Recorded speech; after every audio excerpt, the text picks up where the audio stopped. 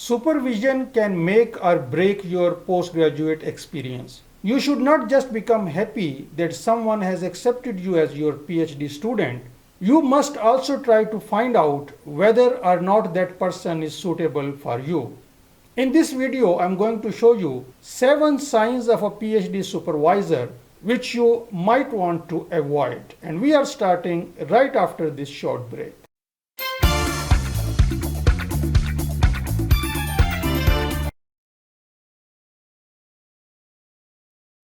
Hello and welcome to my channel. My name is Tahir, and if this is your first time, please hit the subscribe button and also the notification bell to get notified whenever I post a new video on this channel every Tuesday and Friday. So before I talk on this topic, I would like to mention that a supervisor can be a male supervisor or a female supervisor, but I will be using words for a male supervisor in this video. So when you are trying to secure your PhD admission, normally you select anyone from the department as your PhD supervisor and start communicating with that person.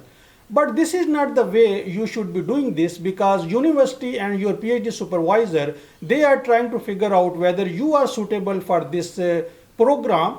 In the same manner, you should also be trying to figure out whether that person is suitable for you or not. Most of the time, it is not a person who is good or bad.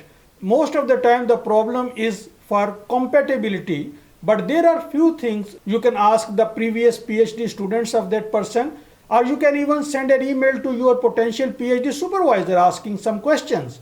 And I have a separate video for that, what questions you must ask your PhD supervisor before joining him. So keep this in mind that we are not judging anyone as a good or bad person. We are just trying to figure out some of the qualities which a PhD supervisor should not have. Every PhD supervisor is different, every PhD student is different, and a person, even he has these qualities, he might have some other very good qualities which we are not talking about in this video. So you should also keep this in mind. Now the last thing before I talk about these 7 signs is that the first of this is only for engineering disciplines. I have seen this trend in recent years, and I wanted to warn my subscribers who are engineers and might think of doing PhD in future, so they should be mindful of these type of people. And this might also be applicable to some other disciplines. The rest of the 6 signs which I am going to show you are applicable to any discipline. And stick around till the end of this video, because the last 2 signs are the deal breakers. And if your supervisor has any of these 2 attributes, then you must avoid that person as your PhD supervisor. So let's start. So the first sign is that this person did his PhD immediately after his undergraduate, and then he started supervising the students. And there is an and, he was an average student during his undergraduate. Now the problem here is that if the person is a top student, a gold medalist or a topper in the university, then it is normal for these kind of students to go into academia. They have a proven track record, they are very capable. Most of the times they are so smart that they know more than the one who are working in engineering. But if a person is an average student and then he decides to go to PhD and then he starts supervising PhD engineering students, then there is an issue, because this person does not know how an engineering project is carried out and what it takes to design and develop an engineering product and bring it to the market. So these type of people, they are just looking for an easy life. They think that if they do PhD, then their life will be easy because they will somehow get a job in academia. They have some relationship with the top university professors, and as I have mentioned already in one of my other videos, that most of the academic jobs, they are advertised after they have selected someone. So therefore, these are those kind of people. They have some good relationship with some high ups and they get a job, and then they start a very easy and very charming lifestyle. There is one key symptom of these idiots, and you can immediately recognize them.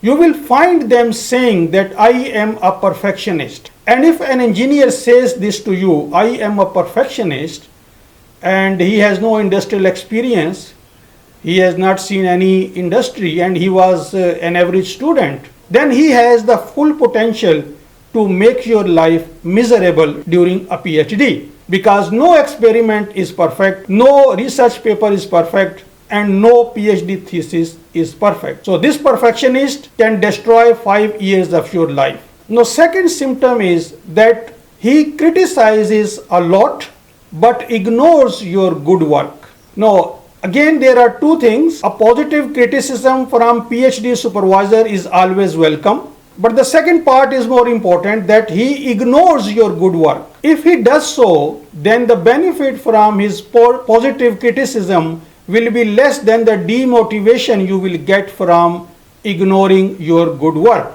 And that will be extremely harmful for your PhD, because you need a little bit of appreciation for your small successes in the beginning. You will not do PhD immediately. There will be some small successes you will get during first few years, and then you will eventually get a PhD. Now again, there is a key symptom of these people. And what is that? Although he will criticize you a lot, he will ignore your good work, but at the same time, he will never give you any actionable or a step-by-step advice.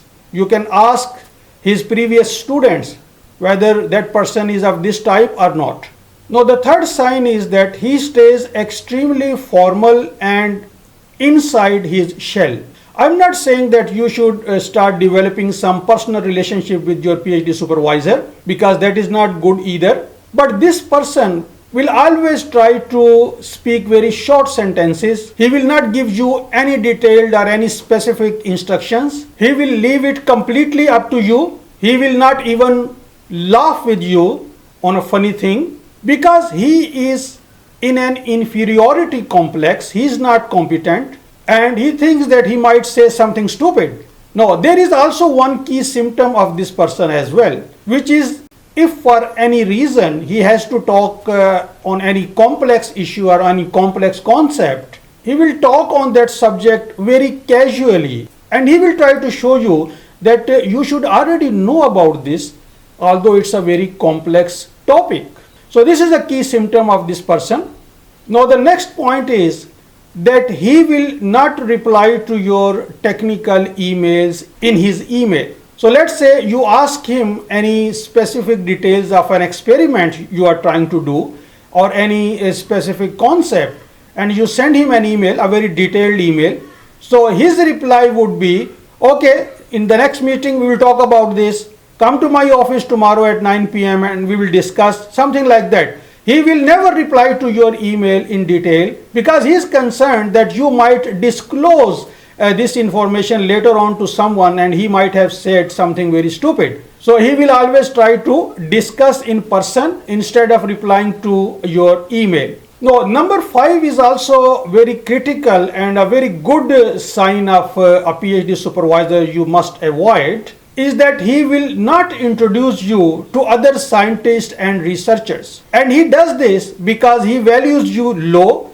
He is interested in his own growth, not in your career growth, and he does not see you as his future colleague. So therefore, he does not introduce you to other researchers or scientists or other professors in the university. Now, the last 2 points, these are very important, and you must look these beforehand, and you can easily do this without even talking to his students. And if you find that he has these 2 attributes, then you must avoid this person, because these are very critical.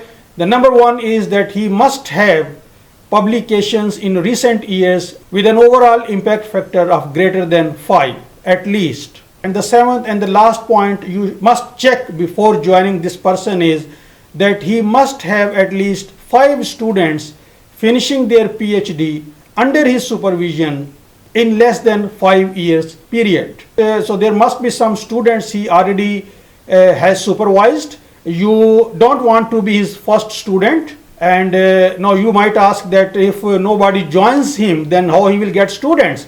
Well, there are other people who are less intelligent than you and who have not watched this video. So there are a lot of other students he will get, and when he gets some experience and he has some publications, then you might be able to join that type of person. So this is it for this video. Now the last important thing is that there must be some signs of a good supervisor as well.